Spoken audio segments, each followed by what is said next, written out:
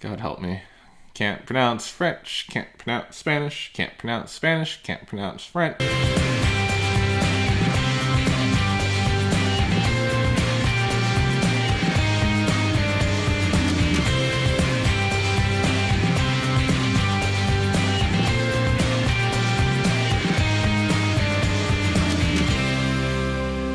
Welcome back to Rewind with bschwitty, because I drank half a bottle of ketchup thinking it was Chateauneuf-du-Pape. Today, speaking of Chateauneuf-du-Pape, we're going to be drinking some Chateauneuf-du-Pape. And it's a regional focus today. So we're going to be drinking and talking about it. And maybe we'll learn some things. I have a 2015 Chateauneuf-du-Pape from Galles Blondes. Yep. The words in the description below. I quite like this. It's very robust.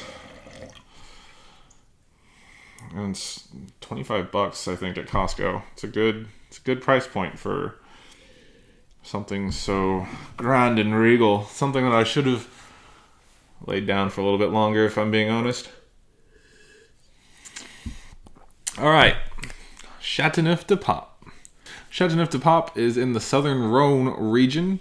It makes rich, spicy, and full-bodied wine. Red wine, to be specific. It is warm climate viticulture, and only about 1/16 of its production is white wines. So, rosé is rare and limited out there. The name Chateauneuf-du-Pape, I believe, is French for Pope's New Castle. And it stems from the papal court moving to Avignon in the early 14th century. Now, the history behind Chateauneuf-du-Pape, I do like saying that. That's fun. The wine, it's relatively new, but it stems from a history of winemaking in the area. 18th century, the wine was known as Vin d'Avignon. In the 19th century, the term Chateauneuf-du-Pape Calcinière was produced, but it was a much lighter wine in comparison to modern-day Chateauneuf. The Chateauneuf region grew in popularity throughout the 19th century until the arrival of phylloxera around the 1870s. It happened here earlier than in the rest of France, but it took out some vineyards and really left them struggling out there. The results were devastating financially. It even led to some fraud being committed to call something Chateauneuf-du-Pape. And the fraud was quite pervasive throughout the early 20th century. And although it has declined, there was just a major vintner caught for forging Chateauneuf within the last few years or so. I think there's even a documentary on Netflix about it. By 1923, wine growers in the region had successfully made a set of rules for producing Chateauneuf-du-Pape wine, and it essentially was the predecessor to the modern AOC regulations throughout France. For this region in particular, the minimum alcohol is 12.5%, which is the highest among all French wine regions. And it must be achieved without chaptalization or any sugar additives. Varietals grown in the area. There are 18 approved varietals for the Chateauneuf-du-Pape blend. And there's no distinction between red or white grapes, at least in terms of is it allowed in this red blend here.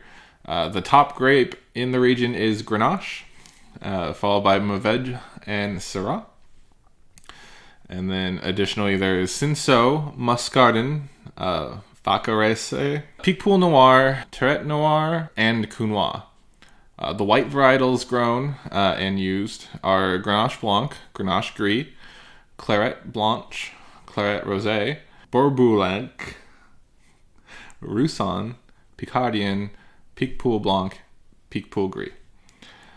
Now, the red wines are generally higher in alcohol, but will balance with its phenolics and tannins, and that's what makes this bad boy so fun. It's big, it's opulent. Oh, nuanced. The alcohol on this bottle here is 14%. which is moderate to high depending on where you are in the world. The stemming is traditionally avoided, opting for whole cluster fermentation, using stem inclusion to generate those higher tannins. And that style of winemaking makes for well-structured wine that can age for years. And most Chateauneuf-du-Pape are recommended to sit for years before even contemplating opening. So I'll be honest, I pulled the trigger a little early, but I did quite enjoy this wine. And if you're interested in how this tastes, I'm going to be reviewing it with its similarly priced Costco Kirkland brand compatriot, if you will. And either at the end of this week, end of next week, some Friday coming up.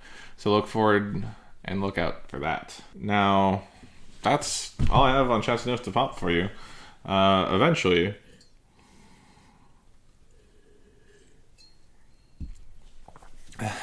it's good. It's good. They're fun. They're big. They're bold. There's something worth trying. If you run across a reasonably priced bottle, it's worth seeing if you like it. It's kind of the predecessor, it's the inspiration for a lot of GSM blends out here in the New World, and I mean that and Côte Rôtie, I guess, but